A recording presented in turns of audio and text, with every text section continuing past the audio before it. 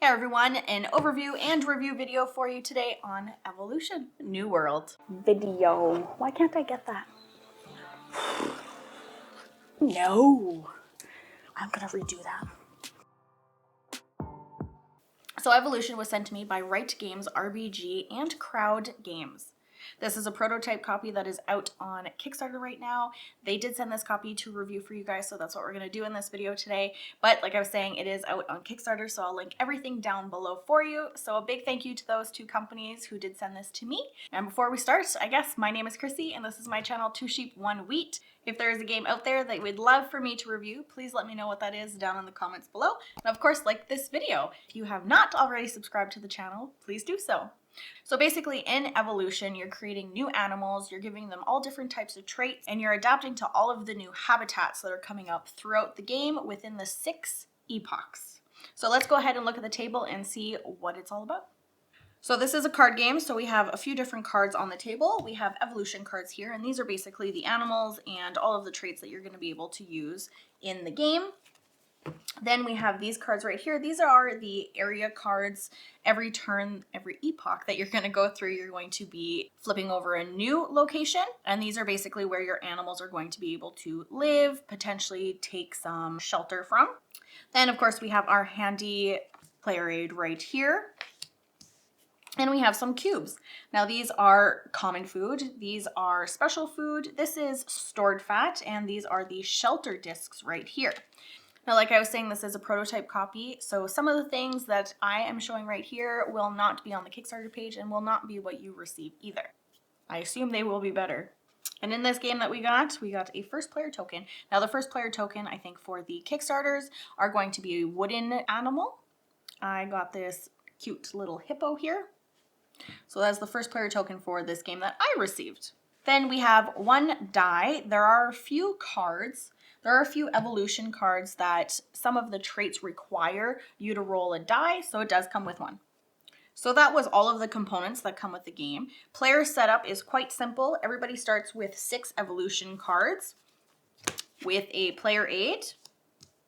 Then the area cards get shuffled. You need 6 cards in a stack like this. And then from the rest of the deck, you're going to flip over 2 more cards for this one because it's a 2-player game. But for however many players that you have, you will be flipping over that same amount of area cards. So if you're playing a 3-player game, you would flip over 3 area cards to begin with. So always making sure that there are 6 cards in this deck here because there are 6 epochs. Then, of course, you just want to make sure that you have your evolution cards all in a deck here because you're going to be going through quite a bit of these throughout your turn.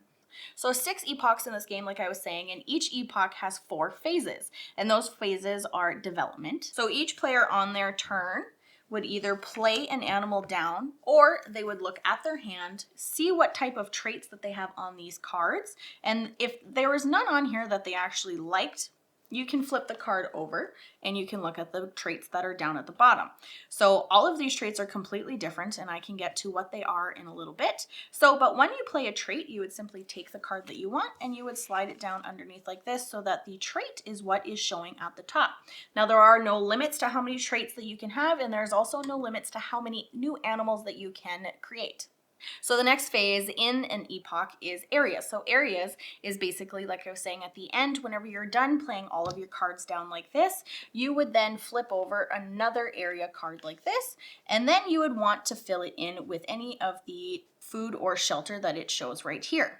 So mangrove forest would get 2 common food, and it would get a shelter.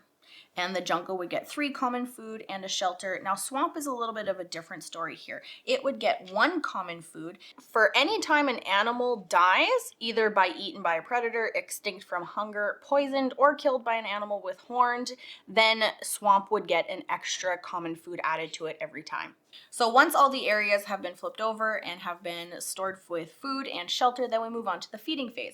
Now, just like every animal in real life, they are hungry. So all the animals in this game need to collect some food, and that's where we're going to be taking it from, is from the areas. Now there are 3 different actions that you can take within the feeding phase. So you can take from an area, you can search for shelter, 3, you can attack an animal with a predator. So on your turn, feeding from an area is simply just taking a common food off and placing it on your animal. Now each animal needs 1 food. However, if you have any traits with a +1 on your turn, you would need another 1. Now this trait here is carnivorous, so it is a predator that would need to attack another animal. Now attacking an animal, you can have different traits on there. So say the animal that you want to attack is a swimming animal. If your predator doesn't have swimming also, it cannot attack that animal. Also, if it's hiding in a shelter, you wouldn't be able to attack it either. Shelter basically saves and protects the animal from being eaten. So if everything matches up, your predator can eat your opponent's animal, then it gets discarded and goes away. Now remember swamps here, if an animal dies because of an attack from a predator, then you would simply add another red cube, which is common food right there. Now if you do attack an opponent and their animal does die, you actually get something too.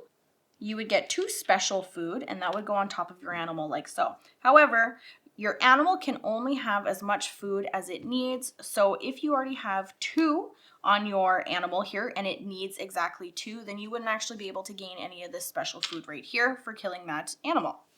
So fat tissue here, once it comes turn to this animal to feed, you can take 1 from anywhere and that would technically be done, but except fat tissue stores food. So on your next turn, you would take another 1 and it would actually just convert this into this one right here, and that would go placed on top of the animal like that. And that is called stored fat, which you can use later on. You'd simply just put it on top of that card and you can use it later on in another turn. If you can't come across any food to feed it, you can actually use that to feed your animal instead. So that is the feeding phase, and then we go on to the extinction phase. So unfortunately, this animal right here did not get any food, so it unfortunately just dies. You take it like this and you would place it into the discard pile like that. Now this one did have a pretty nifty trait here, so I'll explain that one. So piracy, so there are a few of these traits here that allow you to do something, which is basically this little arrow here. So which is basically whenever you use them, you just flip them like this a little bit to indicate that you have used them and you can't use them again until your next turn. So piracy would be stealing food from a hungry animal. So let's say that these are 2 separate players here. This one would be allowed to steal the food from this one here because it is hungry. It technically needs 2 to be fed. So now when piracy steals food, it would remove it, brings it to the supply, and then it would get a specialty food placed on it instead. Now, cooperation just gets placed like this. So you're basically connecting both of these animals here. So this one, whenever it's a paired trait. So when a cooperation animal takes one of these common foods from an area, its linked animal takes some of this special food from the supply over here. So it's basically feeding 2 animals at once. So cooperation is a really nice one. And then we also have communication here. So whenever this is paired, when a communication animal takes common food from an area, so like this, so once it takes common food from an area like that, the linked animal also takes it from the same location like that. Okay, and then we have partnership here, which is also a linked trait. So it says a partnership animal with fewer traits. So let's just add that one here. It says with fewer traits than its partner may not be attacked by a predator. So that one definitely comes in handy too. Like I was saying, there's a lot of different ways to negate that attack from the predator, and that is one of them. And far and few between, because I don't think there's a lot of these cards in the deck. So if you can get a hold of it, I would definitely use it instead of the fat tissue here for the short trait down here. Now to make all of these animals that you're creating all different, there are a lot of traits in this game, but it does come with a trait reference sheet, which does have all of the traits that are on the cards, and as well as the ones that are located at the bottom here, which are just right here, and it is on the other side too. So there's a bunch of different traits. It definitely goes into detail about every single one. So if you have any questions, you can just reference back to this sheet here. So now at the end of a round, all of the food gets removed, except anything that you have stored in your fat tissue. All of the food and shelter come off of these right here. And the last card gets moved up, and these get shuffled over like this. This is your discard right here. So then during the next epochs, during the area phase is when you'll be flipping over another one so that you will have 3 again. Once all the areas have been cleared, then you're going to be drawing your new cards. You're going to be drawing cards equal to the number of animals that you have plus 2. So in this case, I would draw 4. So I would add those cards to my hands, and any cards that I had from the previous epochs, I would need to have a total of 6 cards in my hand. But if I had more than 6 cards, then I would get to choose which ones I need to discard down to. And if it just so happens that you don't have any animals that survived, then you get to draw 6 all new cards. And then the first player token gets moved over to the next person. Then at the end of the 6th epoch is when you're going to be scoring up your cards. So it's really good to have some animals on the board because every animal that has survived over the 6 epochs is 3 points. And then any trait on those animals would be an extra point each. And then in this case, this one would be an extra point, and so would this one. So this animal right here would be 3, 4, 5, 6, 7, 8, 9. So that would be 9 points total. This one would be an extra 3 points with an extra 1 point, and this one 3 points. So the player who has the most points at the end of the game is the player who has won the game. So I want to start off by saying that I actually really enjoyed this card game. I think the artwork on here is really great. Like some of these cards, the areas cards are really beautiful too, but also these cards here. So a lot of the artwork is just really bright and colorful and very distinct. You know exactly what it is. And it gives all a description on the bottom of what they can actually do. And then what I really like about these cards is even though you have, say you just have 2 in your hand, you technically have 4 cards in your hand because the ability to flip it over and use whatever the short ability is down at the bottom. So I really enjoyed that with this game, so that you're not really stuck and you don't have something to play. You can always play something, and especially the fact that you can just flip the card over and place it on its belly so that it's showing the back of the card, which is just a new animal. And then later on you can add some of those new traits to it if you get something better in your hand. So there's always different ways to be able to play your cards, which is really great in a card game because a lot of the times you get stuck at doing something, but really not with this game with the short trait and the long trait and being able to create new animals. So I really enjoyed that with this game. And yeah, I get the artwork. And then something else with this game too. So I was talking about the carnivorous and how they're predators, but there are a couple in here too that you can add on to other players, like this parasite one here. You can add a parasite onto an opponent's animal so that at the end, whenever you get to the feeding stage, they would need to feed the animal an extra 2 food. So it kind of stumps them a little bit and makes them work a little bit harder for it. So you can kind of mess with your opponent. And there is a little bit of take that in this game too, especially with the predator and going after any of their animals. And there aren't a lot of area cards like these with the shelter cards or the shelter tokens on them. So if you see those, kind of pick them up so that the predator can't really attack you. But then also with predators, so there's swimming that I remember, and there is camouflage, I do believe, and there's a couple others in here too that if you don't have them as the predator, you can't attack the animal that actually has those traits either. There are a few though in there that, like for the camouflage one, where was I?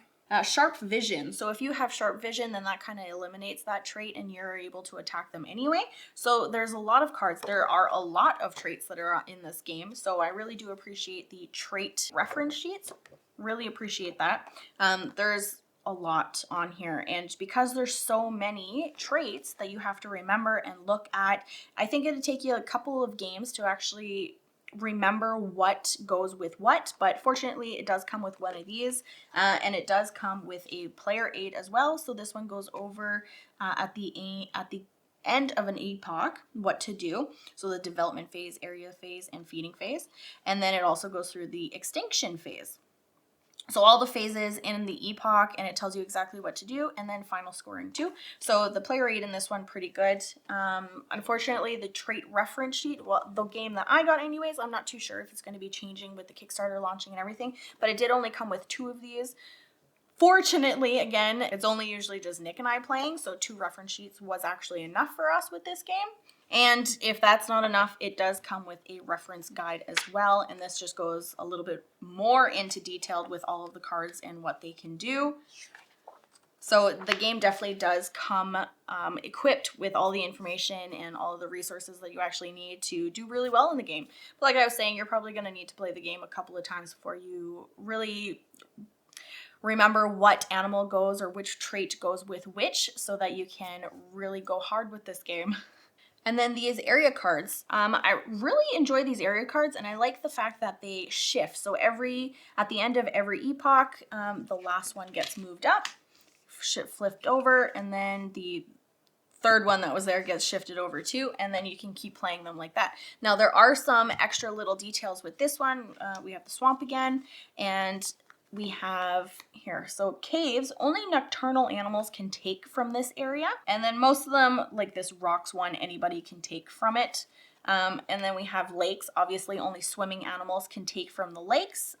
Reed beds are anybody's game. And then the savanna, high body weight. So any animal that has a high body weight trait would be able to take from that location. And then, which is nice because the high body weight comes with the +1 here, so it would need extra food anyways to be able to survive. And there are a lot more areas that come with the game too, so you're always switching it up because you only ever need 6 in the pile, and then however many players that you're playing with gets flipped over on top of the table from the deck, and then the rest get placed back into the box. So it's always switching, and you never really know which one you're going to get. So the game is a little attacky since you want to have the most animals, because at the end of the game they are worth 3 points. So if you're going to attack, or if your opponent maybe is a little bit more on the take that side, which with their predators, and they're going to start attacking all of your animals. If that's not the type of game that you want to play, like I am not a very take that person, but there are ways, like I was saying, adding swimming, adding all these extra things. What's really helped me with playing this game is I always added swimming, and I always added camouflage. I always made sure to add more than one, because there is a card in the deck that allows you to remove one of those traits and just ignore it. And then so when you combine that with a predator card, it helps you kill more of your opponent's animals, which lessens their points at the end of the game. So if you can add multiple of those traits, if the take that aspect isn't really your game, you definitely do not have to play like that in this game, which is really nice too. So I think that they did a really good job at making this game kind of for everybody. And this game is 10 years old. This is a remake of their previous game. I haven't played that one, but this one is definitely a lot of fun. I've definitely enjoyed it. And it's a card game. We love card games. So if you're into card games, if you're into a little bit of take that, but even if you are not into that, this game is definitely a lot of fun, and you need to check it out on Kickstarter.